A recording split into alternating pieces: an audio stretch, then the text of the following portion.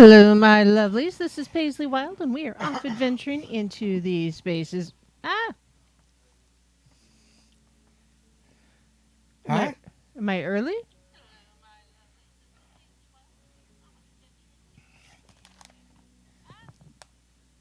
Well, keep talking. It's not playing through. Hello, my lovelies. This is Paisley Wild, and we are off adventuring into the spaces between. I hope you all are having, well, at least a decent Friday. At least, I hope. I hope. So, yeah, I got to trip over my music at least once a night, right? At least my microphone was on this time. So, yeah, it's all good.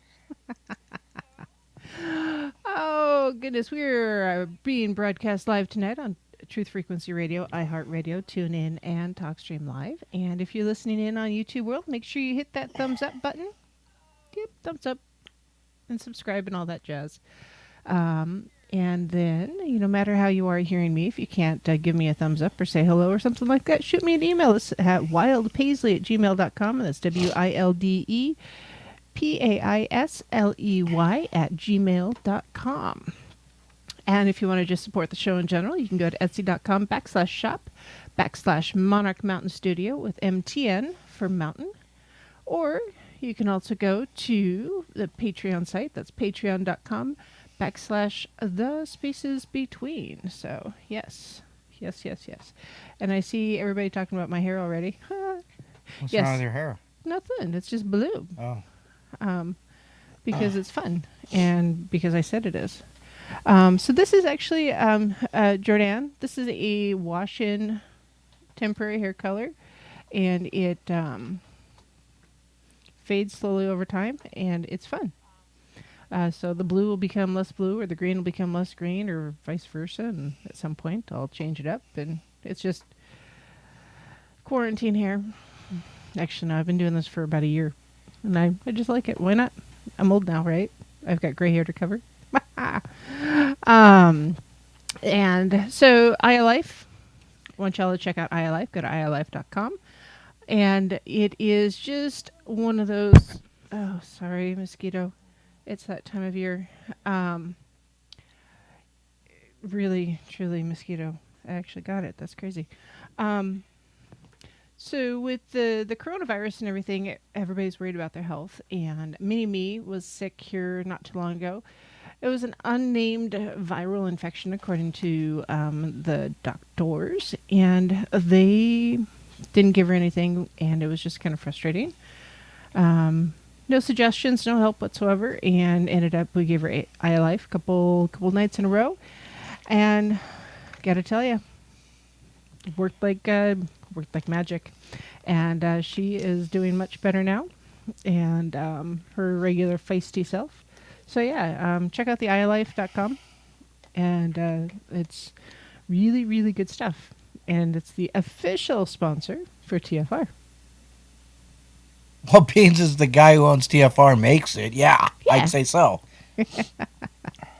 So, but yeah, it's all good. Let's see. So I was doing some research for my show, and unfortunately, I seem to have a twitch in my eye, and I'm having a hard time seeing. So I'm going to wing it just a little bit. And most of my research didn't really get done like I wanted, which is frustrating because I wanted to talk about witch bells tonight. And I was on the Patheos site. It's patheos.com, patheos.com. And it's kind of a multi-faith, multi-religion type website, but there's a lot of pagans and witches subscribe to the newsletters, and they're really good. And there's some really good information, and so there's an article that I was reading, or saw the headline of. I figured I'd bring it up because I thought it was interesting. It's a shocking find, according to this article. It was published on April 26th by Barry Duke on the Patheos. It says more Americans believe in the devil's existence than they do in God's, as in Yahweh. I just thought that was interesting. Say that again. More Americans supposedly believe in the devil than they do in God. How can that be even be? I don't know. It just doesn't make any sense to me because the Christian devil and the Christian God should, They have to coexist. yeah, aren't they like left hand, right hand kind of a thing? Not really, but close enough. But they have to coexist. Yeah. So how can you say there's no God, but I believe the devil? Yeah, I don't know. Oh, I think the devil is your bad attitude. It's the entitlement. Yeah, to know. I don't know. I thought it was just bizarre. So, yeah, just really, really bizarre. You managed to move that without changing anything. I'm impressed. I moved. I changed a lot. I just was able to keep I'm in awe at your skill. Yes, that's what makes me the great Don. Yep. So yeah, they've so it says 1/3 of the nation's adults who have chosen to dismiss traditional teachings about God, the Yahweh God, the importance of determining whether a powerful, holy creator God exists, and the implication of their conclusions for the present and future. Basically goes on to say that most of them say there's no such thing as God, but there is a devil. Oh boy. Anyways, I don't get it. No, lucky I did not cut my hair. I just kind of washed it. So, yeah. If I don't wash my hair, people think I cut it. Did you cut your hair? No, I just didn't wash it. Well, it's okay. It relaxes. I don't know. I trimmed my splits. Yeah, that's a good question, Aussie. How can you believe in one and not the other, especially when one is predicated upon the other? You know, I don't know. I think that's part of the reason. Not part of the reason. It falls in that same category of people assuming that you're going to hell if you don't believe in God. You can't go to hell if you don't believe in God. You can't. Right? Yeah, I don't understand. Well, anyhow. So it was an interesting thing. So yeah, it was just one of those random articles as I'm doing research. I was like, really?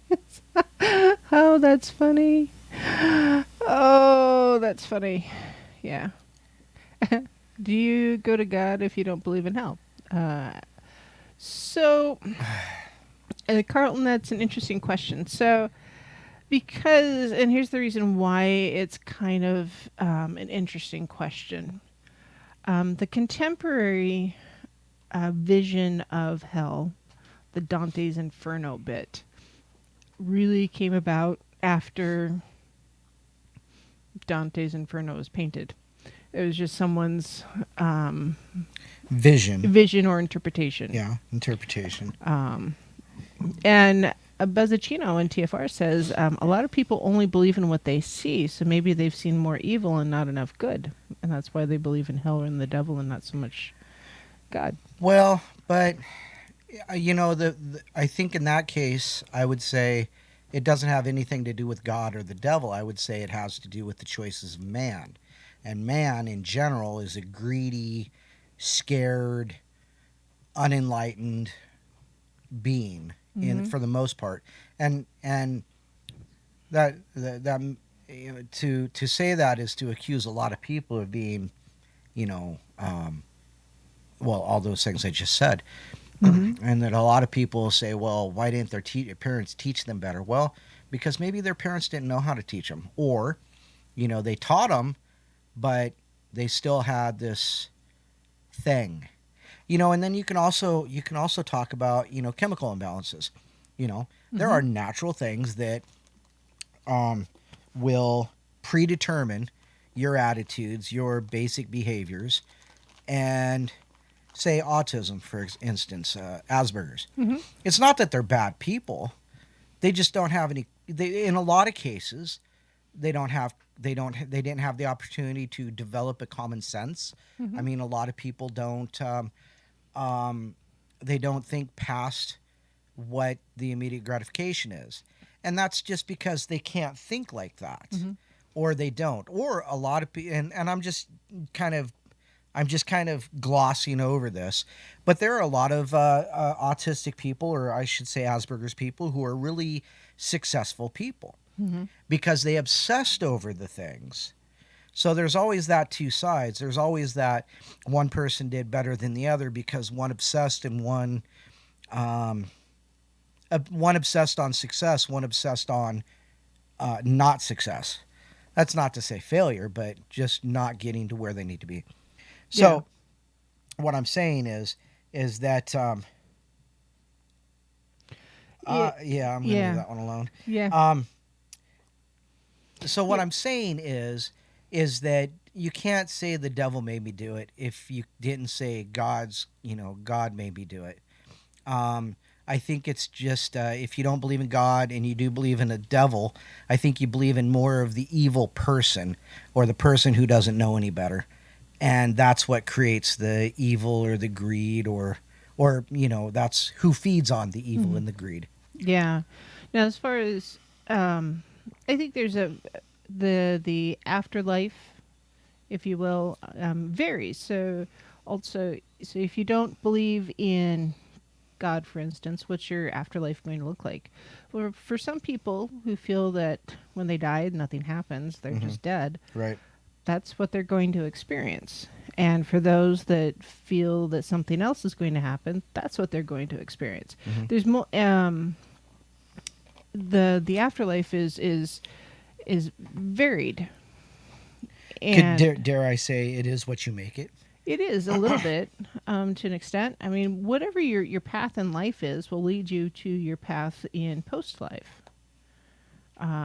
So your afterlife, I guess, is a result of the sum of your experiences in life and your beliefs. Right. Um, and yeah, no matter Buzzachino's right. Well, our life, our experiences in life change us all, Yes. Exactly. Yeah. for better or for worse. Well, And and Bell Prepper says kids like to rebel against their parents too. Not always the parents' fault. Absolutely true.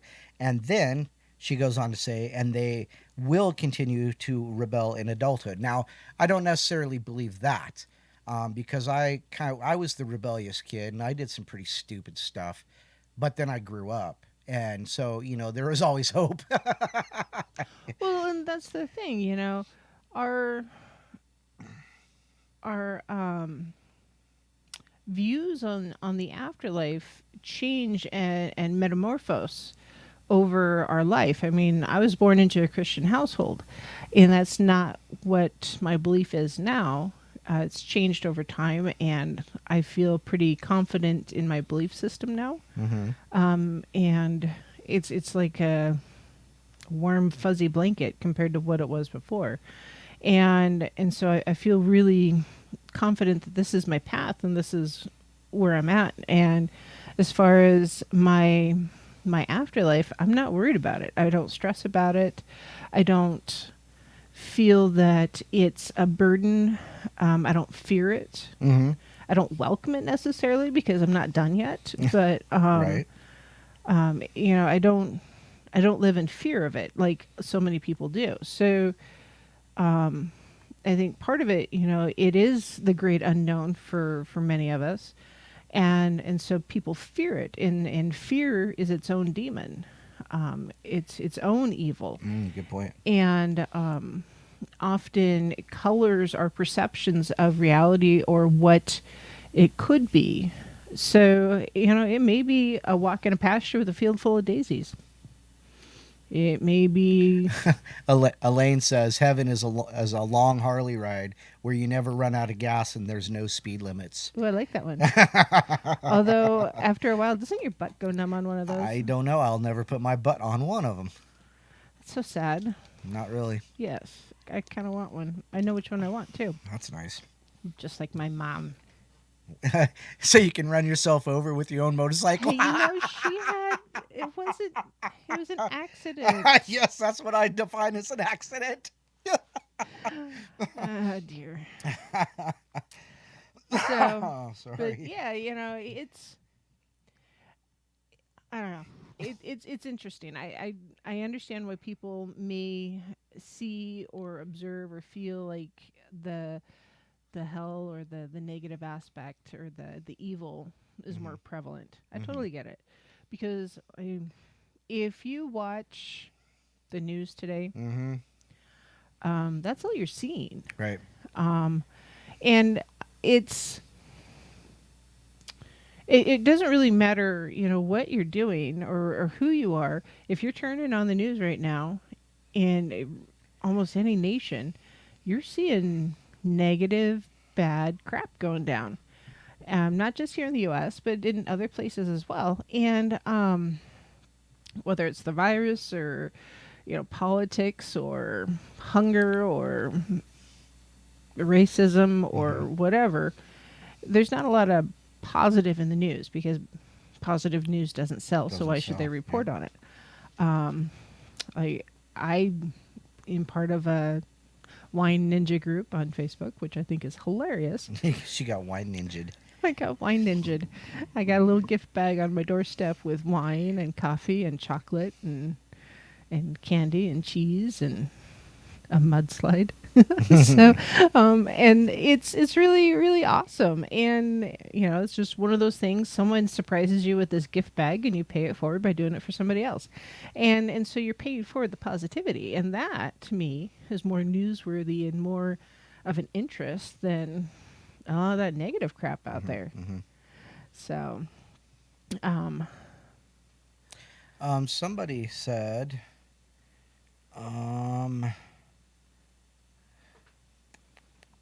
yes. I lost it. All right.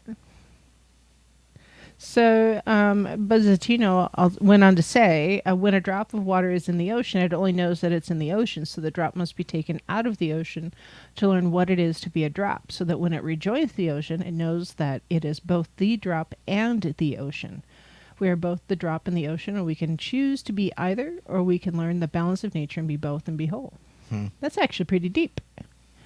Ba-dum-pa. Yeah, yeah, right. But no, seriously, it is pretty. There's shallow places in the ocean, just not any of those big round circle hole things that go down thousands of feet. But so yeah, we do have to learn who we are. I mean, that's part of the reason why if you're in a relationship and you break up with someone, don't rebound into a new relationship. Learn who you are before you move on to the next thing. Just like when it comes to faith and religion and what your belief system is, study it, meditate on it, and see what it means to you to have the religion or the faith that you're walking. Maybe your parents' religion is the right one for you because that's not just the one that you'd identify with, but it's the one that resonates with you. But if you don't go and study and look and see what else is out there, is that all you're going to see? How are you going to learn who you are if you don't explore those other paths? And, that's why, you should go to those, classes on different religions and figure it out. Here's some other viewpoints. Don't be afraid to go to a different church or synagogue or, prayer circle or witch circle or any of those things. Open your eyes. See what else is out there. It's like you're trying to only see in the color range of yellow. You don't want to see any other colors. So... What are you laughing at, other than the mosquito eater that's buzzing around your head? Monitors, computer monitors. They're RGB, red, green, blue. Yeah. Those are the only colors that they show. Yeah. There is no yellow in there. Oh, you're laughing at my yellow? Yeah, you're only seeing in the color yellow. So how does yellow get made? How does green get made if you can't see yellow on a computer monitor? You take away the blue. Or you add blue, depending on what your perspective is. Anyways, Ray, you cannot talk about cobbler if you're not sharing. I'm just saying. It's just not fair. Homemade blackberry mulberry cobbler. Anyhow. Anyways, moving on. Moving on. This is not food porn channel. I know, it could be. I like food. So I'm going to talk about bells, and then I'm going to move into something else. And yeah, there's a flashy light. That's fun. Yeah, what happened there? I don't know. Oh, I know what happened. No, just leave it alone. All right, I won't touch it. Please. It's my favorite lamp. So, if you're in a town or a city or a village, if you will, how often do you hear bells of some sort, ringing or chiming throughout, or even education facilities? So many churches, synagogues, and other religious organizations, if you will, um, ring bells or chimes to, as a call to prayer, to symbolize a union, like a marriage, baptism, a death, just a call to meeting.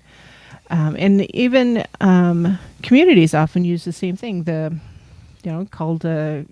Call for a meeting or village get together, or in the education system, you're being called to class. You're being called somewhere with a bell, or released from somewhere with the sound of a bell. And so basically, most communities, recognize that the ringing of a bell is communication. It's a message of transition. You're going from one point to another, or you're going to do a different thing. Pagans have been using bells pretty much ever since bells were created. They've been around for a while, and they're generally used to communicate with the spiritual world. Yes, for whom the bell tolls. So at its very basic, a ritual bell, if you have one for ritual work, is used in opening and closing of ceremonies, or it could be a ritual clearing of energies or bringing focus. You can use a bell to clear energy before, during, or after a spell or ritual. Also, bells can just be used for magic and healing, as you call upon the gods, goddesses, and deities, as well as any other elemental power or energy. Different bells have different tones, and different tones have different connection to you. If you've ever heard the sounds made by the singing bowls, they're different cadences and pitches, and they resonate differently. The local esoteric shop that we have here with rocks and such, they have a singing bowl that they demonstrated for me here. Oh my God, that thing rang so deep. She just tapped it and did whatever she did, and I swear the walls vibrated. It was a shook. Huge, reality shook. I don't know how. Yeah, exactly, reality shook, and it was just this phenomenal energy from this deep tone. I mean, it's just, I felt it in my cells, basically. And it's just amazing how much energy is in the tone of a bell. So you need to find, again, going back to that experiment part of your path, to find the bell or the tones that call to you the most. I mean, they're not all the same. They're not all created equal. They don't all have the same pitch, the melody, what? Apparently not, because as Carlton says, the cover in my giant stock pot is like that. Yeah, some bowls have different noises. And so wind chimes are actually a really good illustration of this. The bones of your dead enemies. That stupid mosquito eater's just trying to land in my nose. You better snort it, make it go away. Wind chimes often, they have the little pipes, so the little ting ting ting ting, that one, or sometimes they use Likes to Kong it.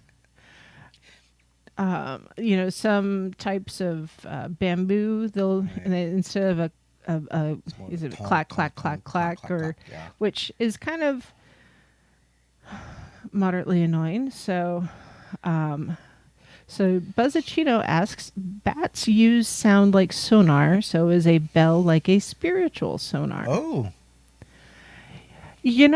that's not a bad analogy. as long as you're not drawing spiral spirits in here in a Right, bad way. yeah. That's an interesting idea. Yeah. Because I think so in a way. because it's you're calling out or you're making something that's going to resonate because there are sound waves obviously from one of those. Right. And so yes, you're making the spiritual entities aware of the your what you're about to do. So yeah. Yeah, I think I That's could go. interesting because it's like that's like when you were talking about that singing bowl at the rock shop. Anyhow, and it really did shake. Yeah, it For me, really it really felt. did. It was like Yeah, whoa, it shook reality. But then again, I like that doom metal too, and that might be part of the Oh, you're thing. so weird. But Hey, I'm gonna make you stop there because it's break time. Are you gonna remember in 3 minutes? no, Write I'm it down. I'm only here to ruin your show. You're not ruining it. We'll be right back, guys.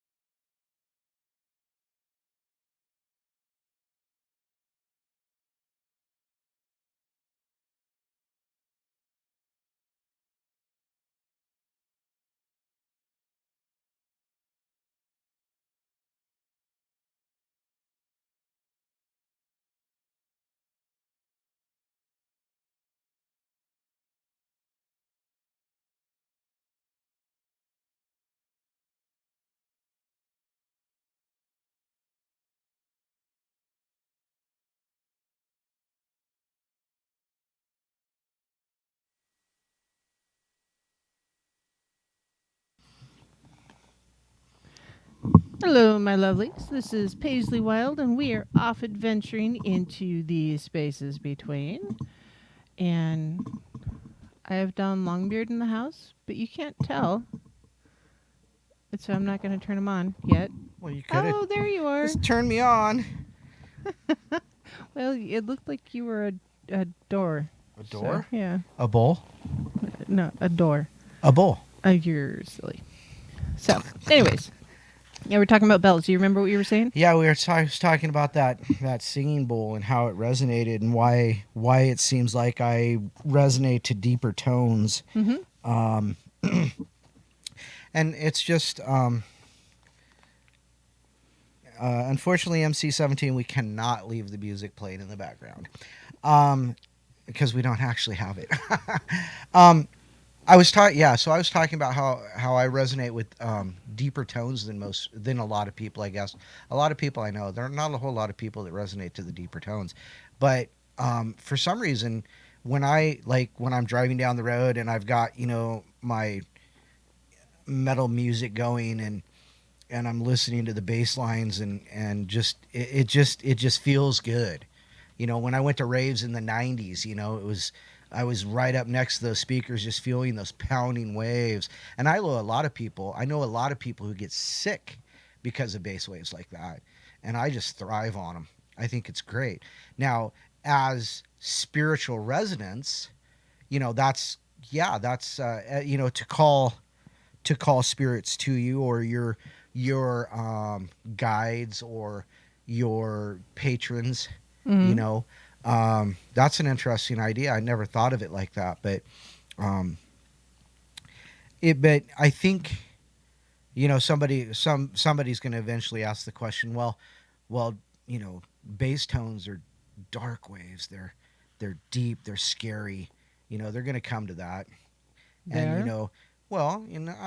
there's also a lot of people who think that tink tink tink tink tink is just the bee's knees.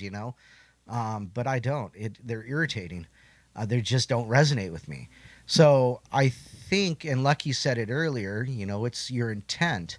So if my intent is to feel good with these bass waves, and there's a type of music called speedcore, and speedcore drives me nuts.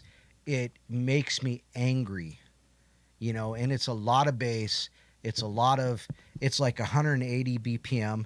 It's just nuts.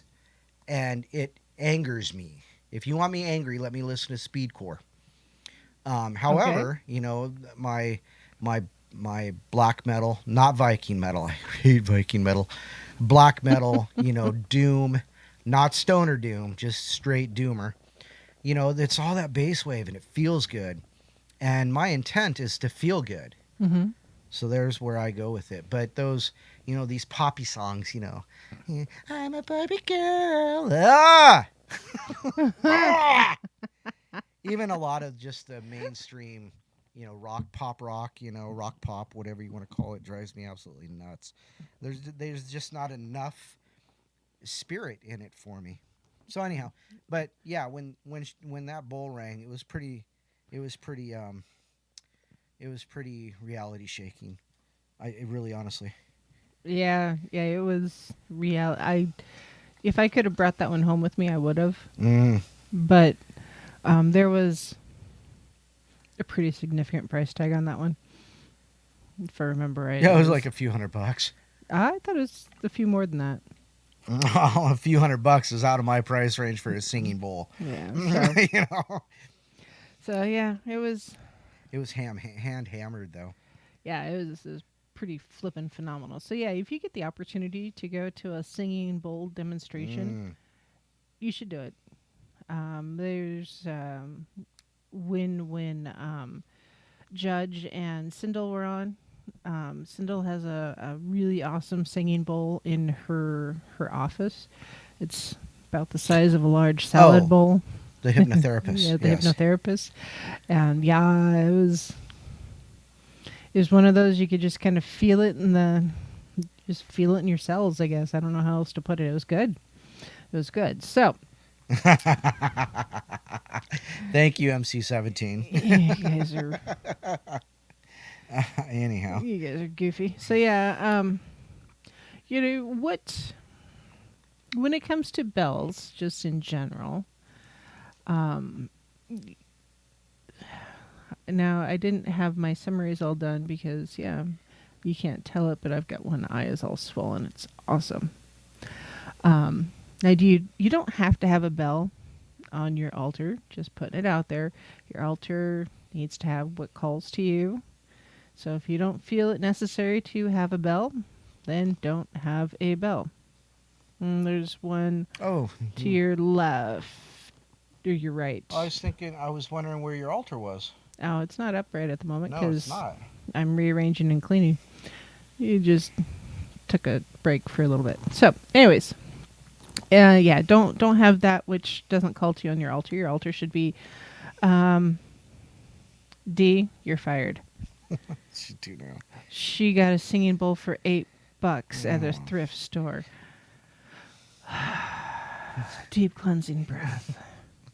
It's made out of tin. Actually, I got a It doesn't matter what it's made out of. It's still if it'll still sing. Yeah. So, anyways, you know, a witch bell or a ritual bell, you know, you can look for one, do what you need to if you want one. Just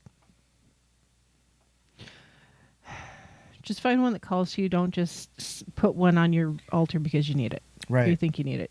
Yeah. Because the bell is generally considered a feminine tool because it's, I guess, shaped like a uterus or whatever. Okay. Yeah, I don't know. A lingle. Yeah, something like that. But it's used to invoke the goddess or the four elements. And in theory, depending on your tradition, your path, evil spirits don't like the clear sounds of bells. Yeah, I was gifted in the envy from the lady who was gifted an athame in the woods. Yeah, From the woods. From the woods. It's an amethyst crystal bowl. Wow. Oh, Dean. wow. Wow. Okay. Wow. It was a salad bowl. You know what, D? I got so sidetracked. Squirrel moment here. The things people put as names I know.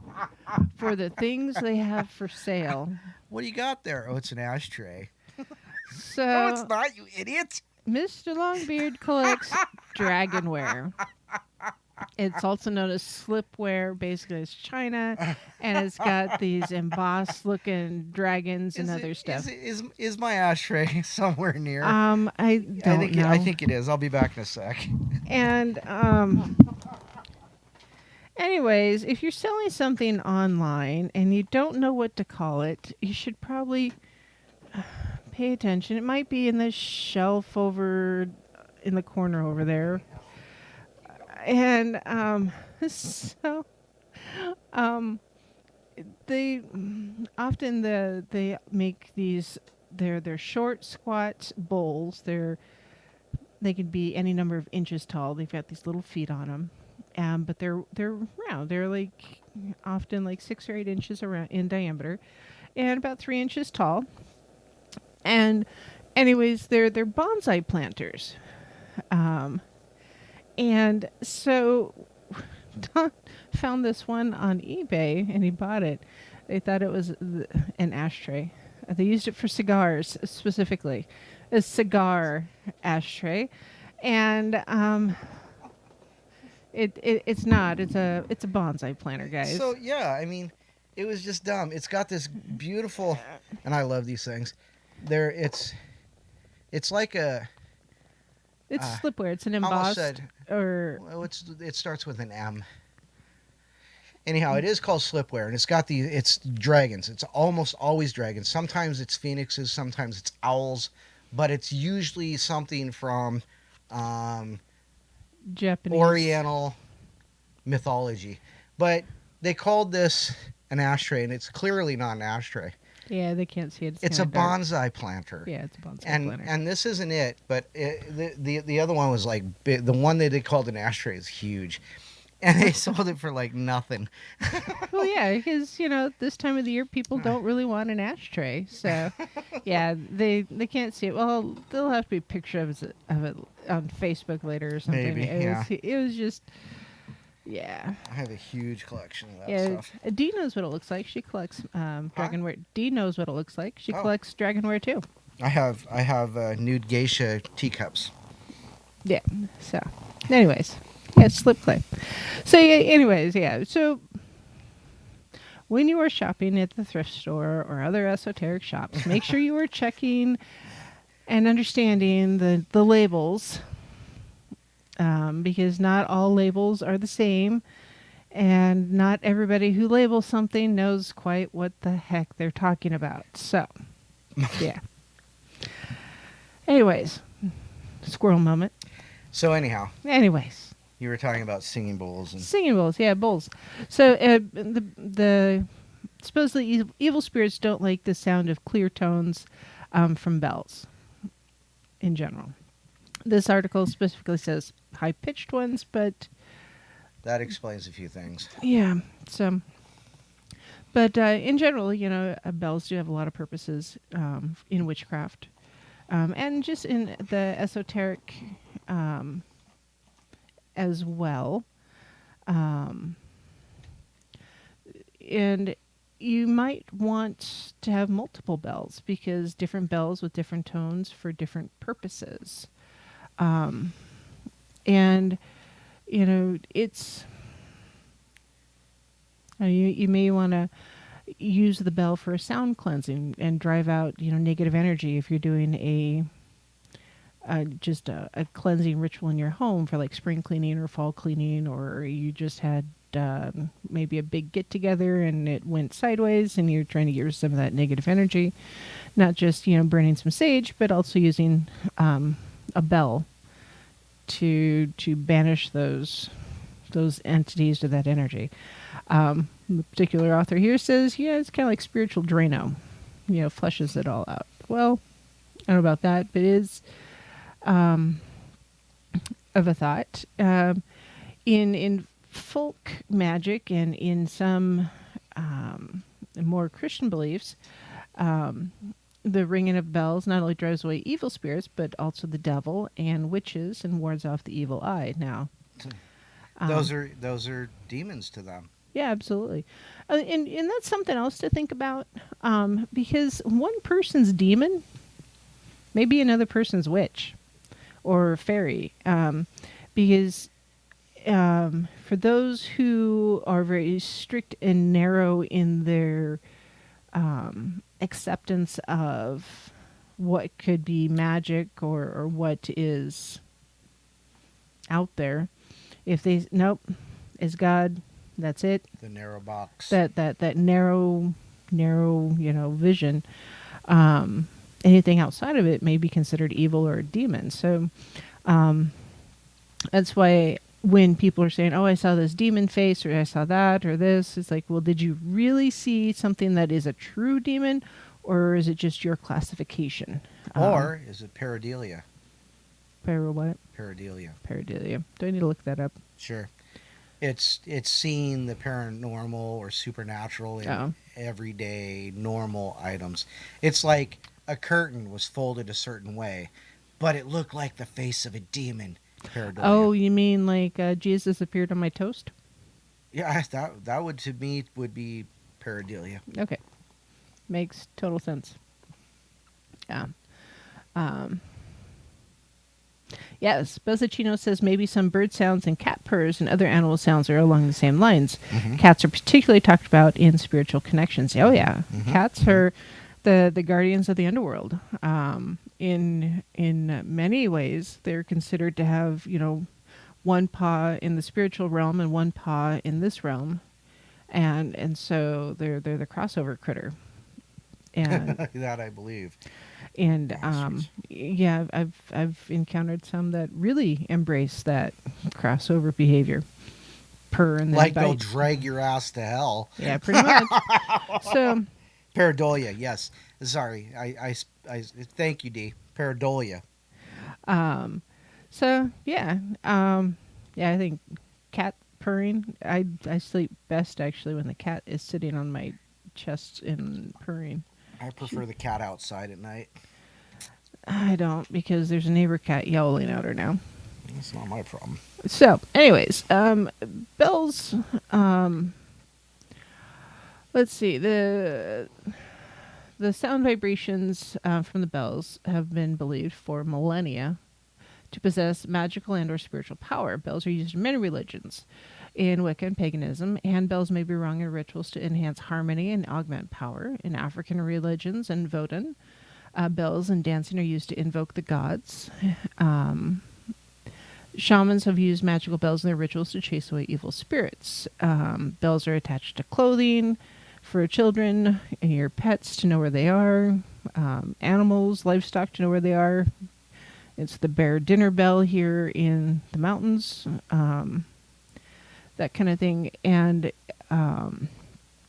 just a way of being connected.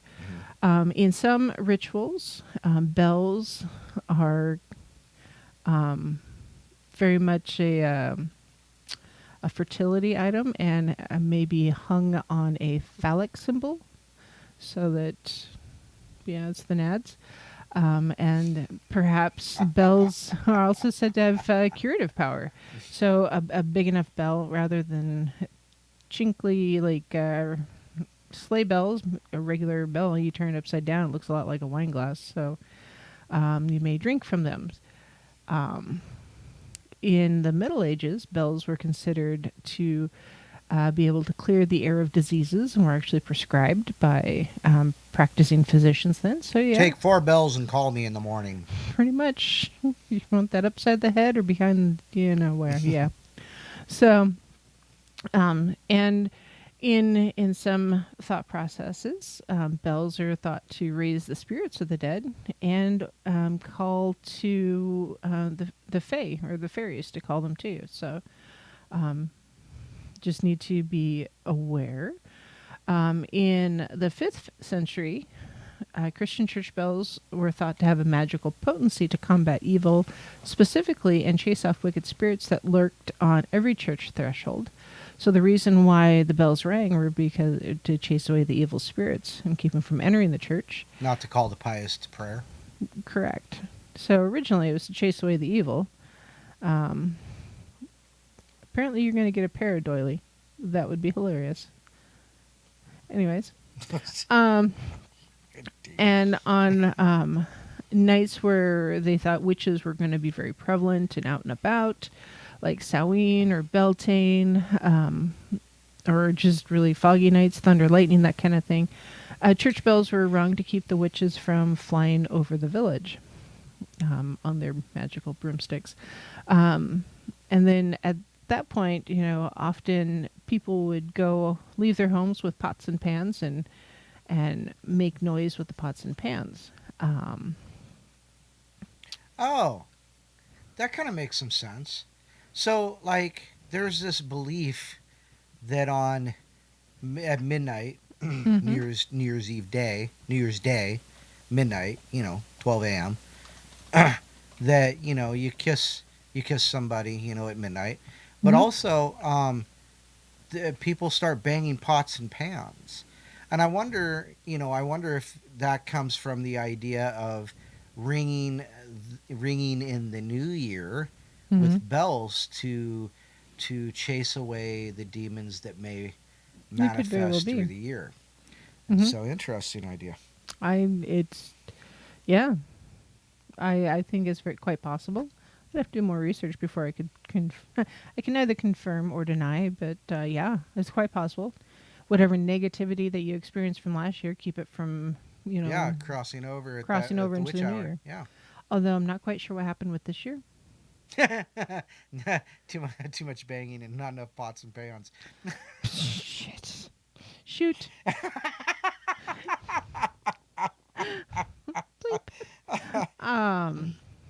So thunder and lightning storms were considered to be, the work of witches and demons. So the church bells would be rung at that point. Also, in an attempt to dispel it. And when someone died, the church bells would ring to help the departed to leave and go to heaven and prevent evil spirits from interfering with the journey. So you were, the bells were to ring you into heaven. So, yeah.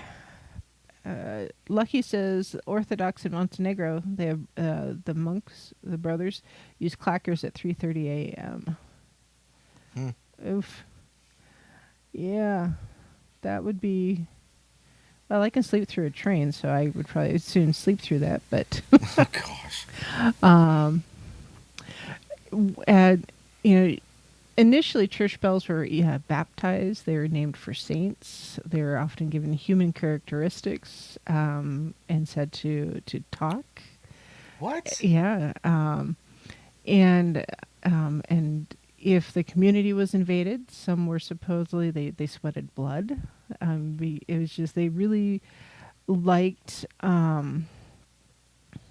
the idea that the bell was this physical manifestation of a spiritual presence. I guess medieval Europeans believed that the church bells actually would travel to Rome on Good Friday, and so everybody stayed inside so they wouldn't see the flight from the belfries. And if a bell missed the Good Friday pilgrimage, it would bring bad luck to the community. See, I told you. Middle Ages were Dark Ages. They were kind of odd people. Anyways, and then shopkeepers hung bells over the thresholds, not so much to alert entry of customers, but more to keep evil spirits from entering the premises. That's interesting too, because there's a belief that if you hear a knock at your door and you go to the door and you open it, that you unwittingly let in a spirit of some type. Interesting. So yeah, when that door opens, if anything's following or preceding, then that bell would prevent it from entering. No black-eyed kids. Oh God! Why do you got to go there? Because I can. At least I didn't call them beans. Whoa! So bells have also been used in rituals for summoning the dead. There's one that was a necromantic bell.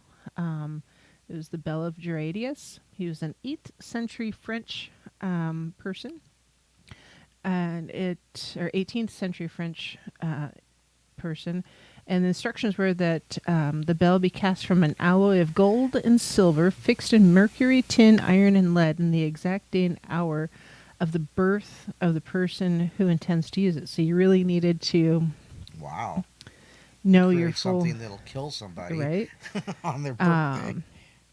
And the bell needed to be inscribed with various astrological symbols and magical words, and names of power, and wrapped in green taffeta, and then placed in the middle of a grave in a cemetery, left for 7 days, during which time it would absorb certain vibrations and emanations.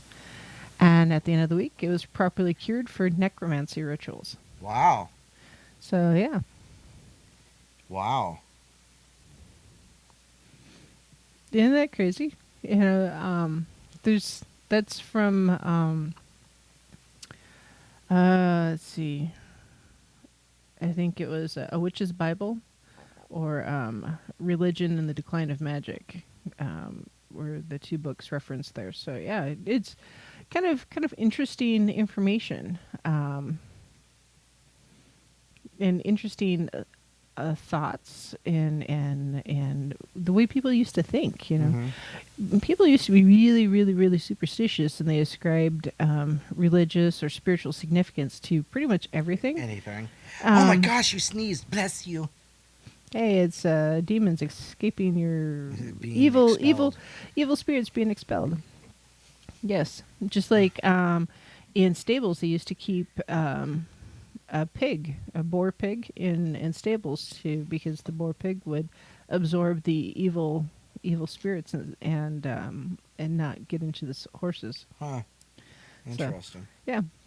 Okay, break time. So, almost. You got a minute. A minute. What are we going to talk about for a minute? I don't know. What are you going to talk I like about? paradoilies. I think I should get some. Oh, gracious. I think they're awesome. $6.66 at Costco, according to Dee. Everything, according to her, is 666. It's not 1313. No, it's 666. It may be 1313 now. Only if you buy it at the store on Mockingbird Lane. Here, you guys. So, I've got some more stuff on bells after the break, and then I got about 3 cents I want to dish out too. So, Oh, yeah, I'm gonna dish out on live air because I can. okay. Yeah. Kind of want to talk about contemporary events Oh. a little bit. Oh, boy. Yeah. But not probably where your brain is going. So. Oh, okay. Oh, there's a mosquito. I knew there was. I told you, yeah. Not a mosquito eater. It's a mosquito. Yeah, it's right here. Oh, get It it. just flew over here. Eat it. Eat it. Oh, Eat it. what? Go to break. I'll be right back, you guys.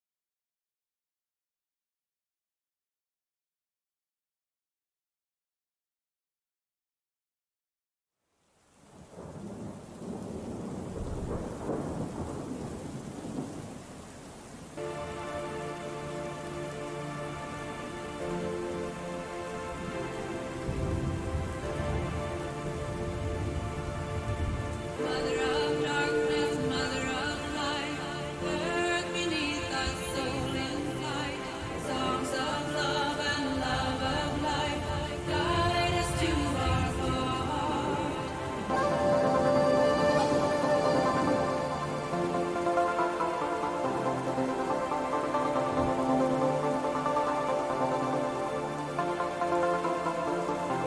Mother of darkness, mother of light, earth beneath us, soul in flight, songs of love and love of life, guide us to our heart.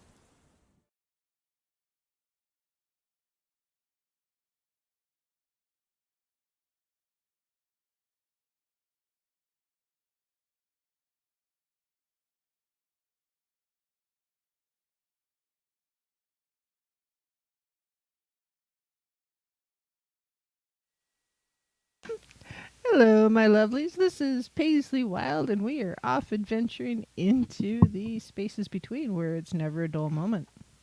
especially when I'm here to ruin the show. Why do you keep saying that? You're not ruining the show. I'm trying. Why? I don't know. That's You're not so true. weird. Anyhow.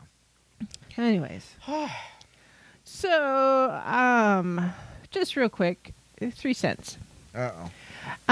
When 2020 started, first of the year, a lot of people noticed a change in the energy of the world around us, and I really feel it's the end of an age. And unfortunately, ages rarely end or begin on a peaceful note. Often there's trial, there's tribulation, there's violence, there's mayhem, there's chaos and insanity. And unfortunately, we're experiencing that in many different flavors, from social insanity to medical insanity to political insanity, and now we've got race insanity. I'm not sure how many more of these insanities we're going to experience this year. I'm just waiting for the plague of locusts, honestly. And my pond had turned to blood. But it's been an adventure so far. We are living in interesting times, and it's only May, guys. Actually, it's almost June. Okay, so it's almost June. June starts what, Monday? So June starts Monday. We're rapidly approaching summer solstice, Letha, that kind of thing. So it's kind of like the halfway point, if you will, and I don't know that things are going to get better. They'll probably get worse before they get better, honestly. So, just don't embrace the dark, I guess, is be my suggestion. Try to connect as best you can with your fellow man or woman or fish, whatever it is that you need to connect with. And don't fall into that negative spiral that we are seeing around us. And don't forget to take your nap, drink some coffee, love your family, and express some love for the people around you, and just observe the insanity. Don't participate, whether it's physically, by falling into the pit of the mass media, or becoming a keyboard warrior. Just be aware of what's going around, and protect yourself, ground yourself, ring your bell, cleanse your space. So 2020 has been an adventure so far, and I don't think it's done yet. So just hang on to your shoelaces, kids. We're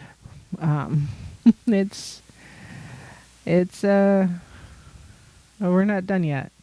It'll get better. It'll just be a bit murky before we get there. So that's my 3 cents. You should have played your little video. I know I should have. It's not queued up though. I wasn't going to. But yeah, that's. I don't know. I just, people assume that change is easy, and change doesn't come without strife. No. But that's not really the way of it. Strife often causes change. Got a little one, a little jerk. So, everybody was talking about dragonflies and how much they love dragonflies. You know why I love dragonflies? Why? They eat frickin' mosquitoes. I love dragonflies. I think dragonflies are awesome. They eat mosquitoes. Then we need more. How can we support that? Buy some dragons that fly.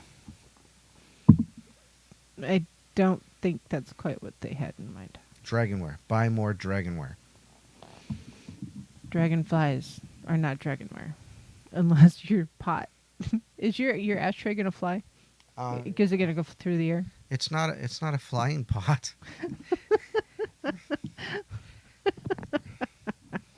Ring my bell. Thanks, I Elaine. I know that hate song. that song. Damn it. I hate that It's song. like Gail Gaynor or something. Gail. Oh, it's like fingernails on chalkboard. That's what that is. So, how do you find your bell? Speaking of, well, go to a shop. There's bells everywhere. I found honestly. my bell. It just cost more than I could afford at the time. You know, and that's true. You know, often the bell that calls to you the most is not the one that is going to be the most affordable. It may not just show up in the forest for you, and it may not be found at your local thrift You store. suck. Although, being said, there are things like that at the thrift stores and such, and you do find things. So, Yeah, sometimes people don't know what they really have. mhm. And you just, unfortunately, for them, you take advantage of their ignorance. Yeah. Well, it's not so much taking advantage as just helping them understand they don't understand the world that they're in, so they don't need that extra baggage. So you're relieving people of baggage. Uh, Sounds good, right? So, anyways, so bells. Yep, bells. Bells, bells, bells. Let's see. So cleansing space. You can ring a bell to cleanse the energy of a room. It's thought to attract good energy and repel negative energy. People will do it often before and after a ritual. Before the ritual to cleanse the space, similar to a broom, cleansing your space for your ritual, and then afterwards to cleanse your space. It can invoke a spiritual ally. So you could call the elements the call of quarters. So if you're casting your circle, let's see, funeral bells. You know, used to be once upon a time, bells would be in cemeteries. If you were buried and you weren't quite dead, and you woke up, you'd ring the bell, and hey, they'd dig you up. Yeah. Supposedly. But if you wish to summon the spirit of a specific person, often you can go to a cemetery and call them specifically. Oh, that's a good one, Carlton. Or What's you that? can ring Paisley's bell and never miss her content. Ooh, well played, Seeds. Well played. You can also, when the veil is thin, Samhain and Beltane, people have rung bells to banish evil spirits.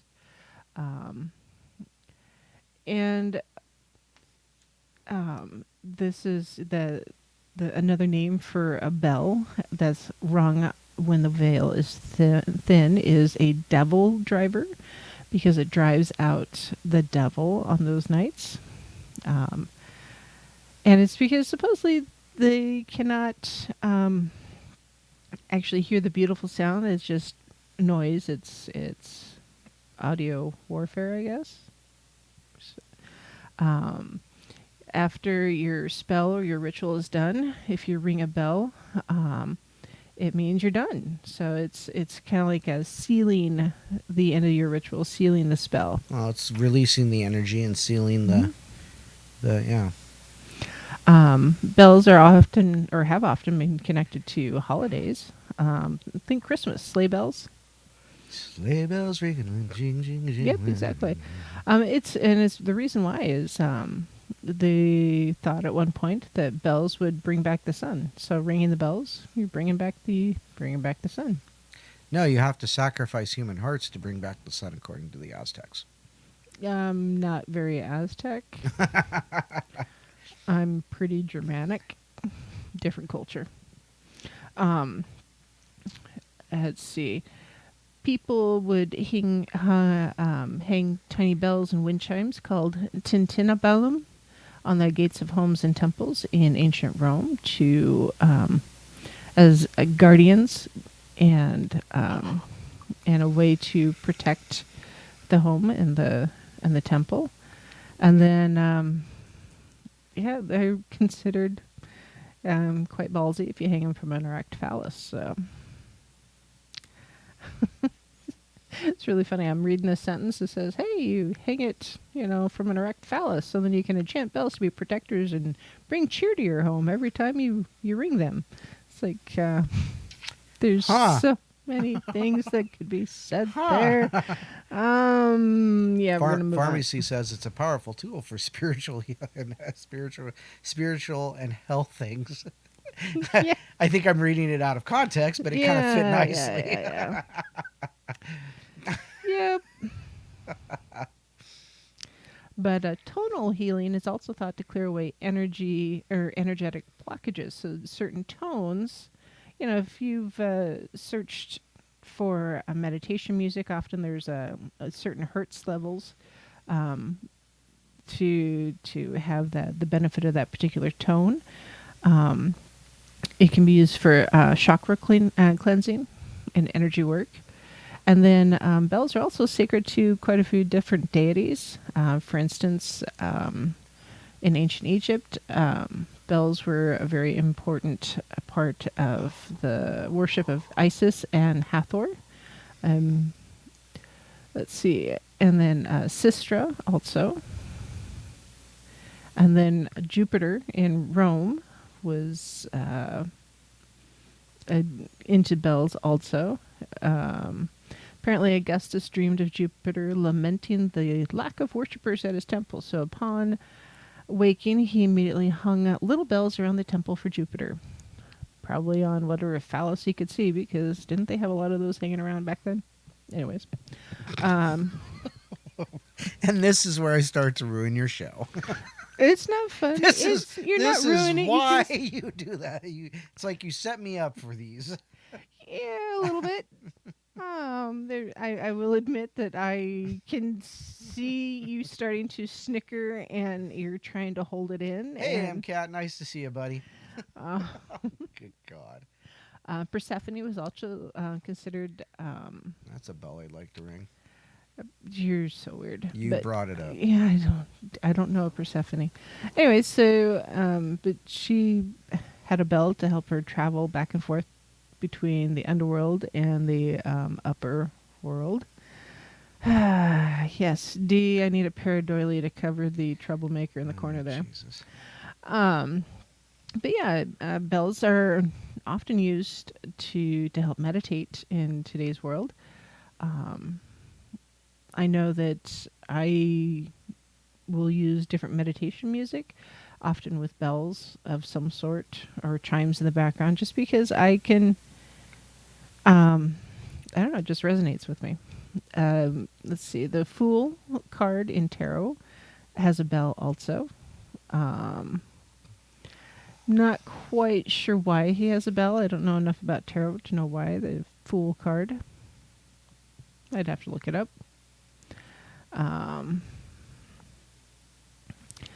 Let's see, the court jester as an archetype. So back in the day when religious personages had, not religious,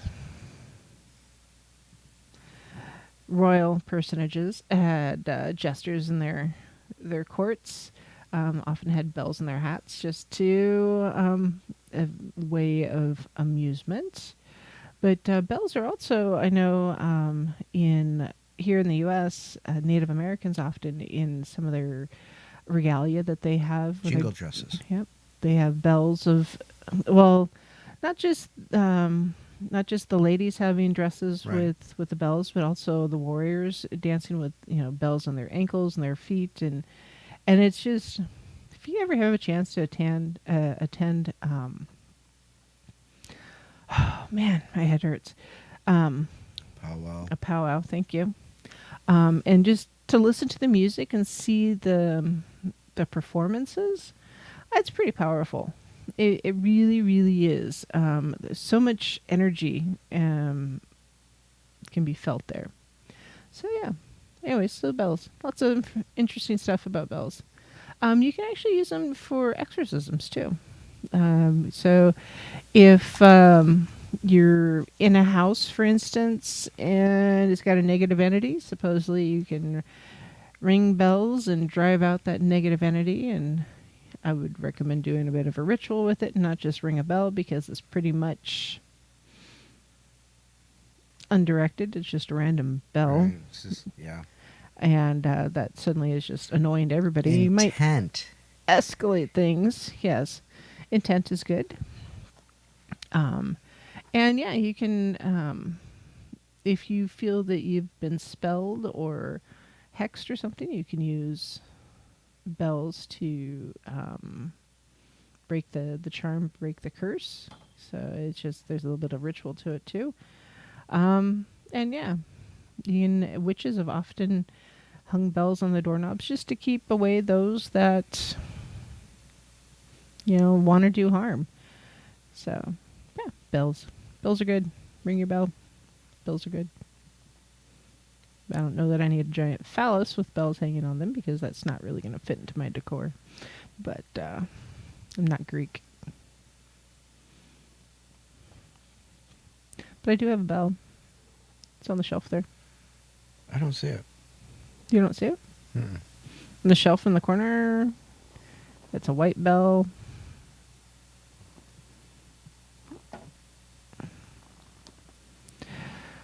That's probably the only... Oh! God, that thing. Okay. Actually, I have a couple different bells. That guy's going to fall over. Well, it's not a metal bell. I was looking for a metal bell for some reason, but can I? Yeah.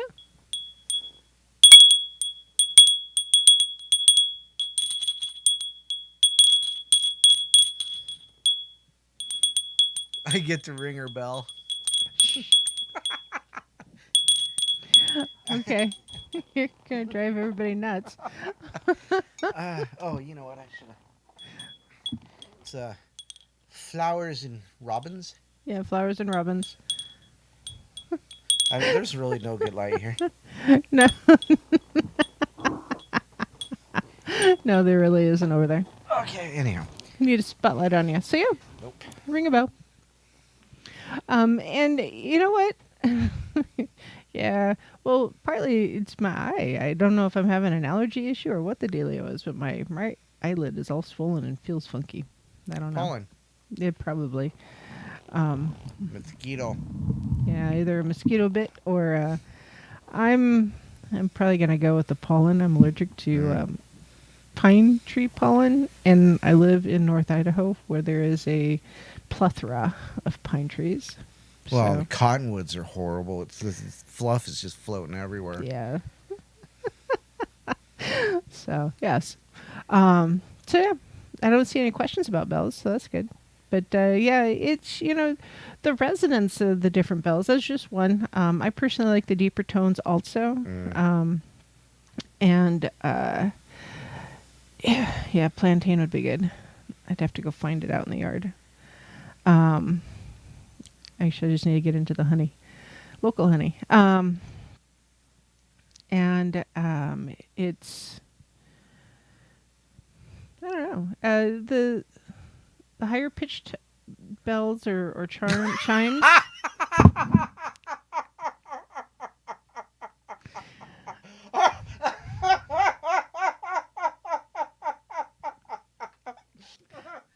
Lucky you broke Dawn. I had to mute the microphone. So for those of you who can't read read the comments, Lucky's little question is, do you know how to tell the difference between a bell and a candle snuffer? Well, you look underneath to see the ding-a-ling.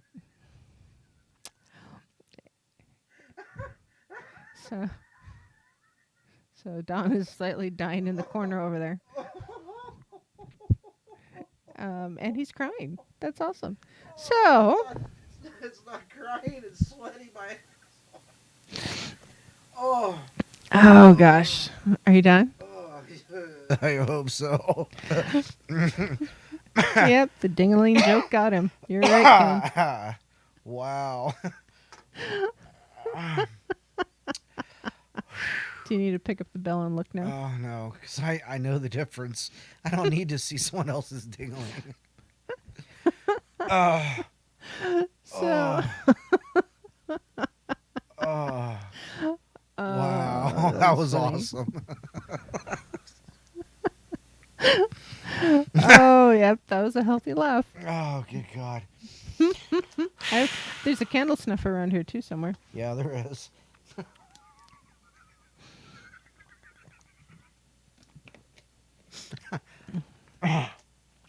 D says throw a pear doily over you. All right. So, No, Ken, don't smoke that stuff. It's not good for you. Not good for me. Oh, gracious. all right. So, when I was doing some research, I'm going to move on to something else now. There's an article, it's just recently published. God, we're off the tinglings. An article recently published. Yeah, on the pathos.com website. And it was basically the writer is talking about or started off with talking about Instagram and how he likes to look at the different images and the memes and stuff, because a lot of them are very very positive and empowering. And often we, or this particular writer found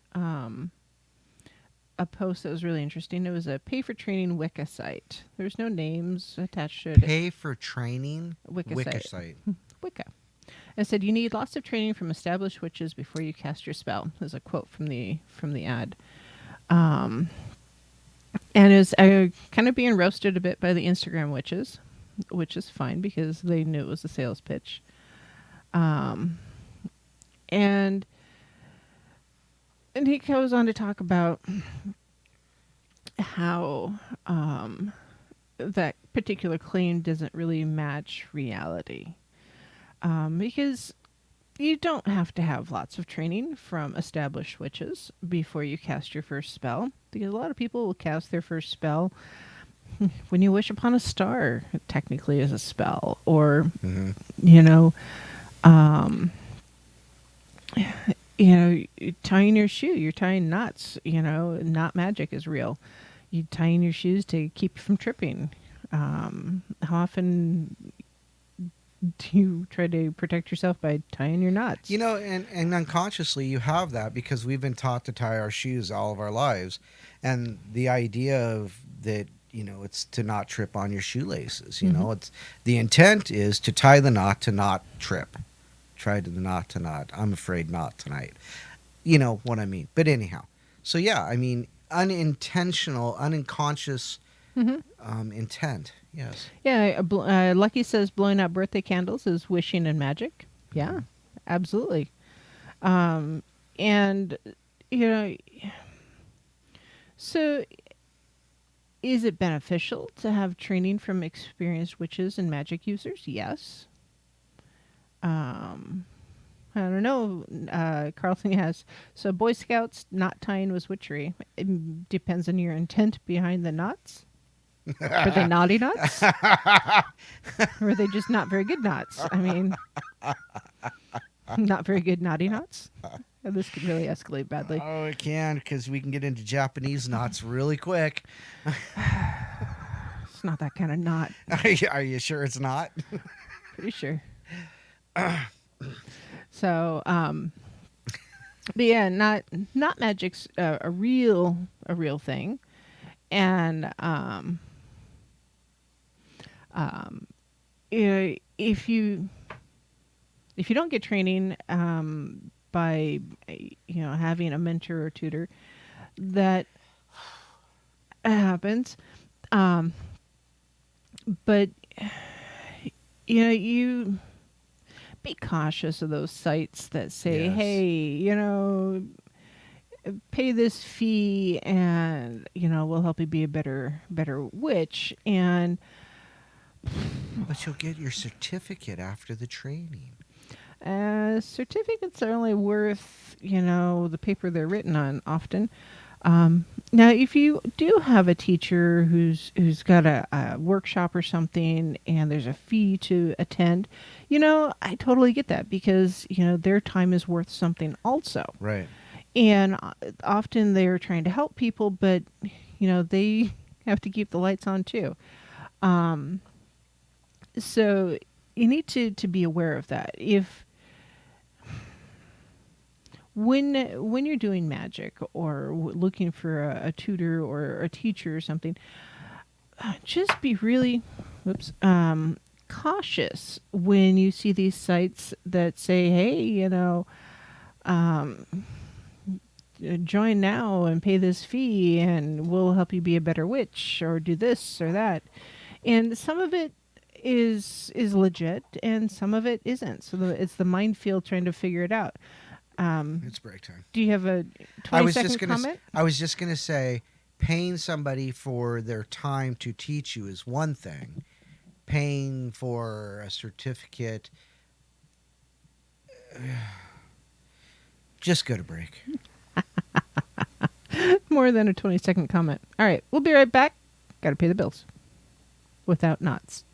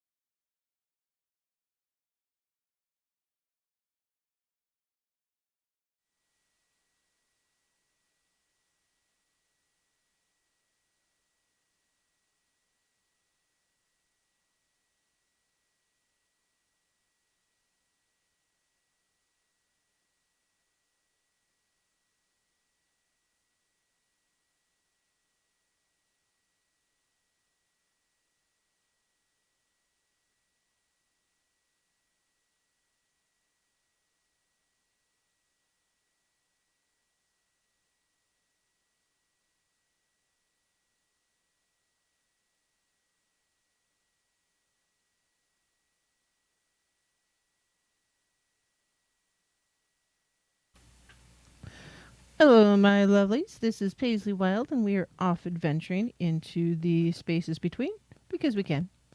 And by the way, if you do decide to call in and I don't answer right away, maybe make a message. A message. Don't spam the chat. Yeah, just say, hey, check the phone. Because I forget, because I'm human. Anyways, so I can ask if About not magic. you're Being not selfish. magic and using it for. No, it wasn't just that.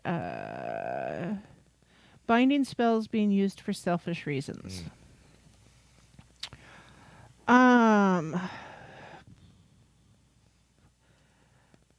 There's. That's loaded. Hold on. There.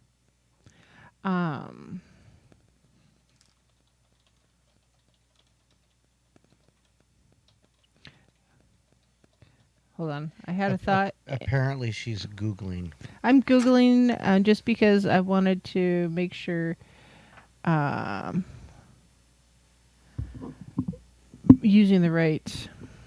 Nomenclature. Yeah. Because, the personal reasons, binding spells for personal reasons. If you're doing a binding spell, often it's for a personal reason. It's rarely are you doing a binding spell for a non-personal reason. You need to have some sort of personal connection. Now, so what is the why behind it? Why is this person doing that? Is kind of would be what's the intent? Is it for 100% personal gain? Is that the only reason why they're doing binding spells? Like binding someone to overlook something illegal or bad that they may be doing. That kind of thing. It's kind of like a lie. Mm-hmm. You can only do it for so long before it catches up to you and really ruins your day or your life. Because at some point, it's not going to work anymore. And it depends on which deity or spirits are being invoked or evoked when the binding is done. Because sometimes if you are trying to do a binding for a negative reason, but you're trying to use a positive entity or positive spirit or deity to do the binding, then there will be some blowback. It may take a little bit for the blowback to build up, but just like any explosion, it will happen. Now, if it's a darker or negative entity that's being used as the catalyst, then they do feed on that kind of energy. And unfortunately, it could be the proverbial gateway drug to something even more negative. Now, I'm not a black magic, white magic, green magic type of believer. It's just, to me, it's magic. So, it just... it could be a gateway drug to being really, really bad, or it could explode horribly and horrifically without knowing more information. So yeah, binding spells are... Can be. It can be really, really good, really, really bad. So, I don't know. It depends on the intent. There you go, pharmacy. Yes, and Lucky's right. It can just like controlling others, it's best to control the self to enact the change around you. Be the change. Is real. And yeah, curses do work. And they can leave a stain.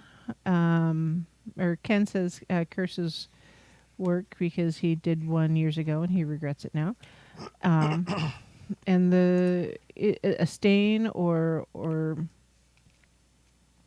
if you will, upon you, a burden, an extra baggage for you to carry around. Yeah, burden. Yeah. And looks like I have a phone call. Oh.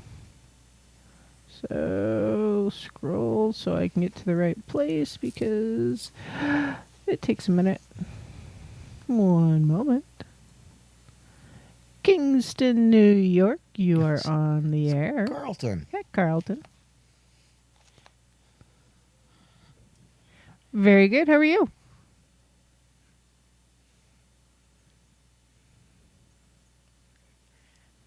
Okay.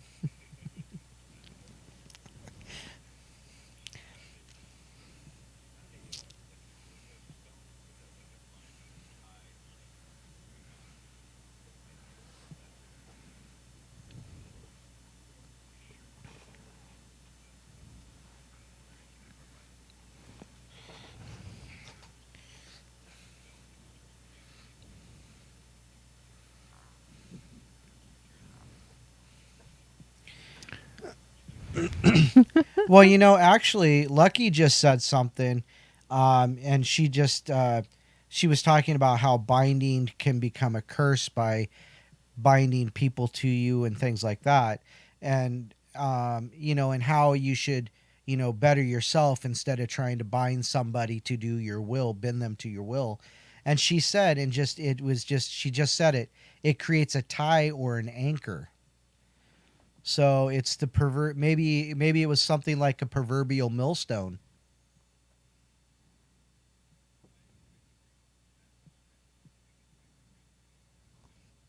Right.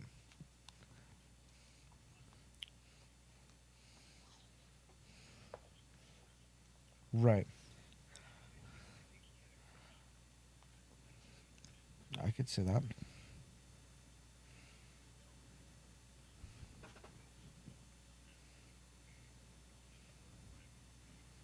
Right. Yeah.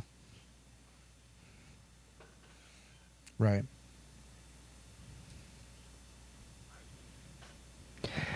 Yeah, it could be um, not necessarily a binding spell per se, but an attempt to catch her affection.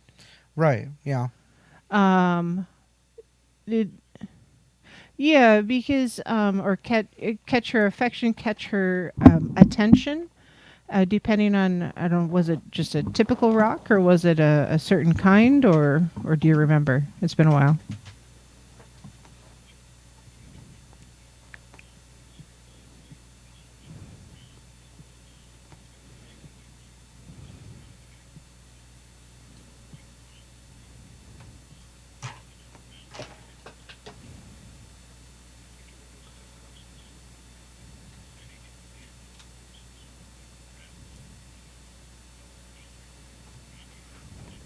And that's funny you say that because the feeling or vibe,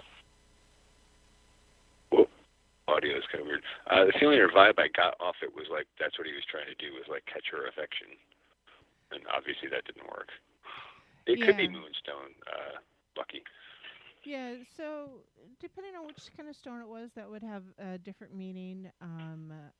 And then the metal that may have been used, that could have a specific kind of meaning also. But I would say, if I were to just knee jerk guess, trying to catch her affection or catch her attention, because there's that is a thing, especially if he was trying to subvert her her will to give him more attention. Yeah. So, um, and that's Unfortunately, when you're bringing in someone like that, a third party, even just as a roommate,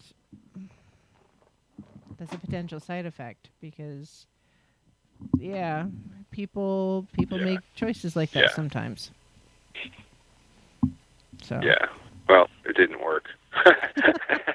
well, and that goes to show, even though he was trying to do something like that, um, ultimately it blew back and had the opposite effect of what he was going for. And that just is an example, if you will, as to why you need to be really careful with doing that kind of thing. Whether it's an attention getter, which a lot of rocks and gems are if they're in jewelry, is an attention getter. You think? Diamonds. Yeah, they're Definitely forever an attention in Yeah, your yeah. attention. But Yeah. and so, if that's the case, then yeah, you really need to be, you be aware of what you're doing, putting out there. And even, whether a curse or a blessing, you got to be careful with the intention behind it because it can go the other direction too. So, Yeah. but I've talked about that in the Yeah. past. Very true. So, It's interesting because like we were together for a couple of years after that, and I wanted to move on eventually, and she didn't even want to move on. Like she didn't want to let go of the relationship, mm-hmm. and so it's kind of like wow. And now I look back and I think about that, and I'm like, I wonder if he mistakenly bound us together rather than what he was hoping for. Bounce back Or maybe effect, that was yeah. his thing. I don't know. I don't know. Well, But that is very possible, and it also depends upon, you know, where he was at when he was doing whatever it was he was doing. Not just mental space, but also physical space, and because if he was, say, in a spot of the house that you spend a lot of time in, because he wanted to be just like you, and wanted the affections that you were receiving, and so he was trying to put himself into your shoes, if you will. What if he was trying to get your affections? Right. So yeah, he may have accidentally well, I don't think bound or caught her attention, and focused it on Yeah. you instead of himself. But D goes, yeah, love spells frequently go badly, and yeah, they really do. They're love spells are one of those things that I would not do. Yeah, they're Yeah, tricky. I would agree. Yeah. Because Yeah. if it goes sideways, that's how stalkers happen. That's how stalkers who eat your head happen. Yeah. Oh Yeah. my we don't need God. that. Um, yeah. It's love spells in general. There's such a fine line between love and hate in the emotional spectrum. And So true. it's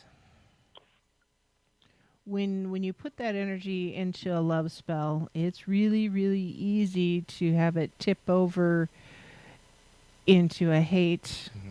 Mhm. And that energy, it begins to escalate and grow. It takes on a life of its Yeah, own sometimes. almost like not letting the fire work correctly, and it shoots at you instead of up in the sky, right? Well, that brings up an interesting idea about Cupid and his arrows, actually. Mm-hmm. So, you know more about that. I do. Cupid's. Cupid's arrows. You get a lead one or a gold Oh one. yeah, Cupid's arrows. Yeah. Yes. I'd have to pull up my notes again because yeah, obsession spectrum. Yes. Yeah. Yeah. Yeah, it's an Yeah. obsession spectrum Interesting. disorder. Yeah. Hmm. Yeah. OBD. Interesting. OSD. Yeah. Well, thank you, Paisley. I was curious. I knew you would have some perspective, so thank you. Yeah. And Don also. Yeah, Appreciate you're it. welcome. Thanks for calling in, Carlton. Thanks as always for the show. You guys have a good evening. I'll be Yeah. listening on the YouTube. Thanks, All bud. right. Thanks. All right. Bye-bye. Alrighty. So yeah, that's actually and Ken is going on a little bit more about the binding spell. So his friend is putting a spell on the guy's wife because they are cheating. They're that um yeah, that's bad. The potential for a negative blowback upon this cheatee Hmm. is quite huge. And because if she does it wrong or if she misses something somewhere, and it's it's a good way to get someone obsessed with you, and it may not be in a good way. Oh, you brought up Cupid's arrows, so I gotta look it up. Cupid wears a diaper because of Victorian. That's very true. They're weird people.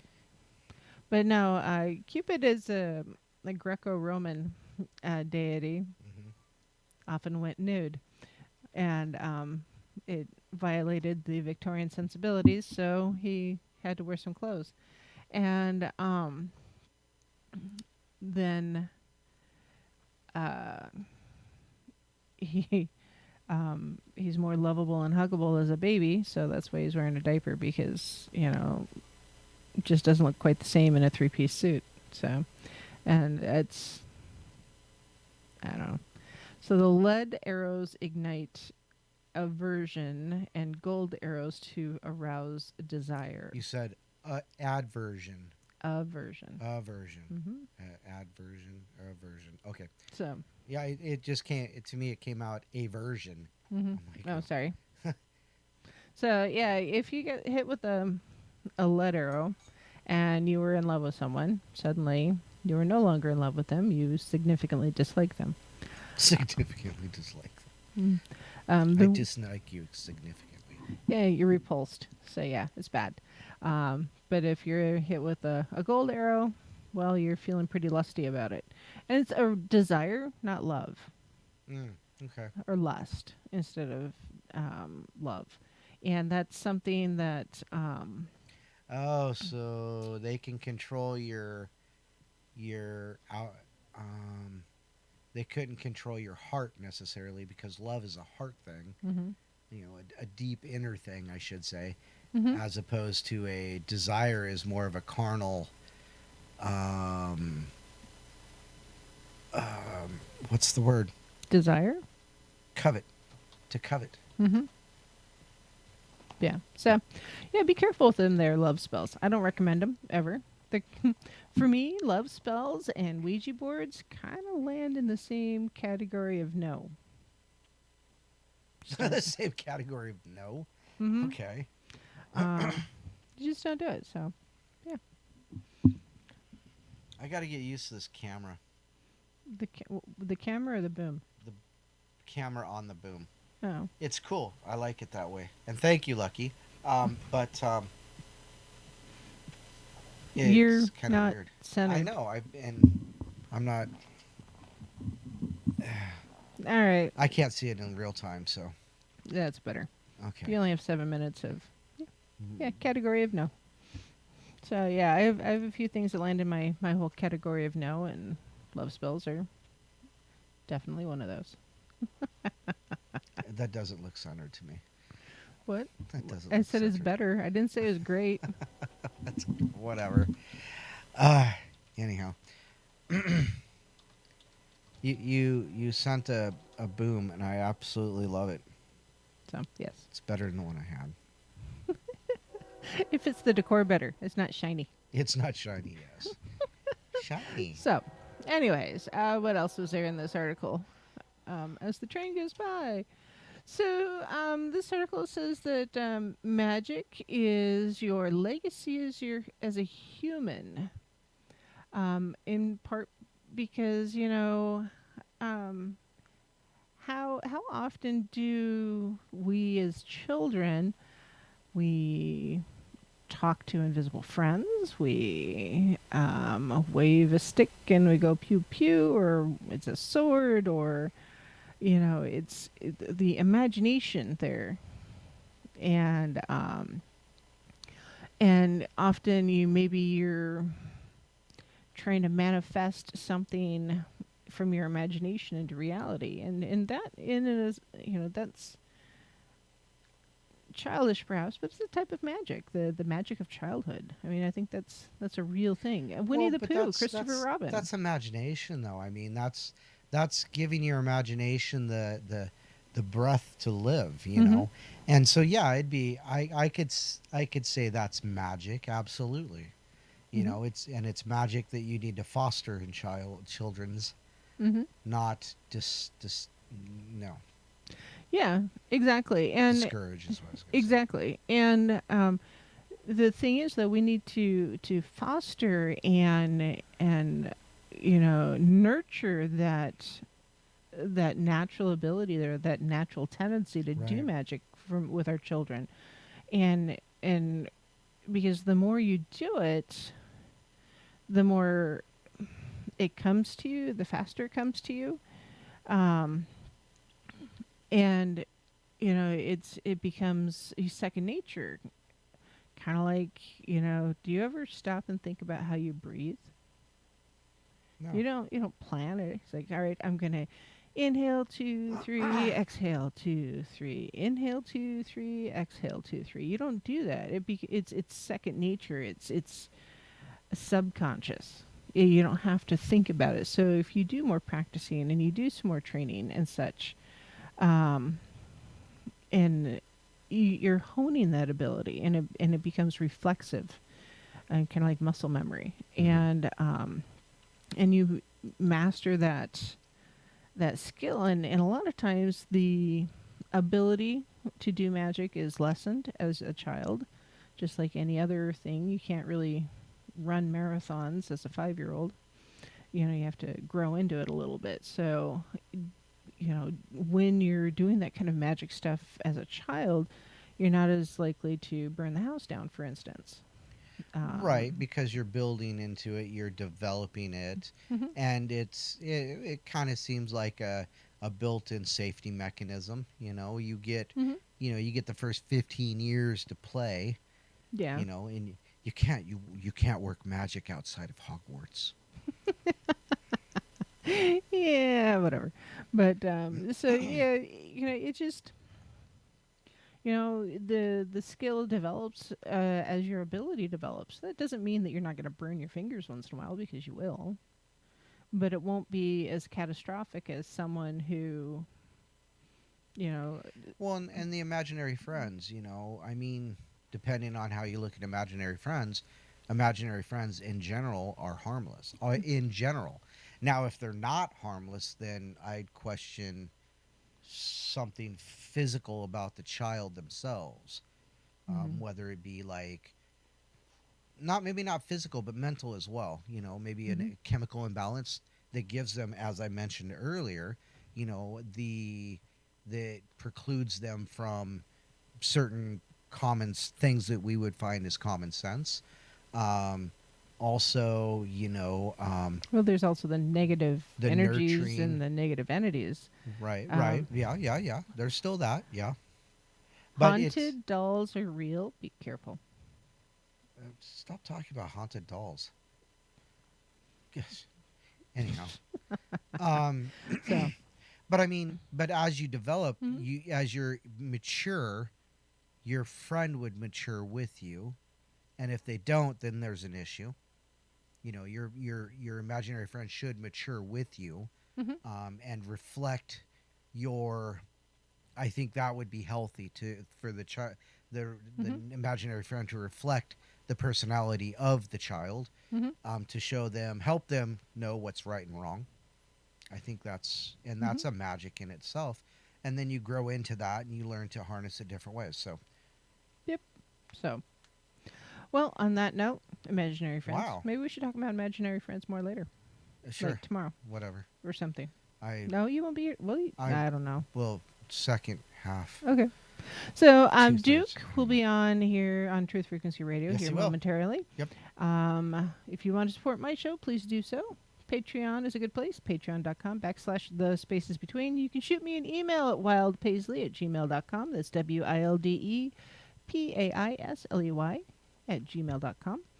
Hogwarts is not contagious, but everybody she goes, I want to go to Hogwarts, for crying out loud.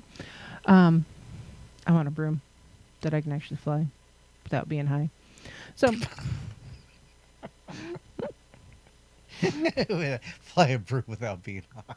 but so anyways, everybody have a good night. So merry meet and merry part and merry meet again. And I hope you guys have a lovely Friday night. I, O Lord, within the sun, as we will, so mote it be, the spell forever done.